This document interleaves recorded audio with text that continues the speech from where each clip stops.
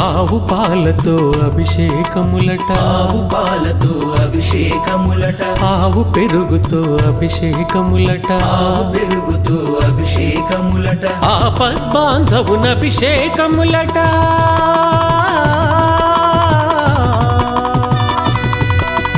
ఆపద్బాంధవున అభిషేకములట, అనాథ రక్షకున అభిషేకములట. అభిషేకము చూతమురారండి, మన అయ్యప్ప స్వామికి అభిషేకము చూతమురారండి.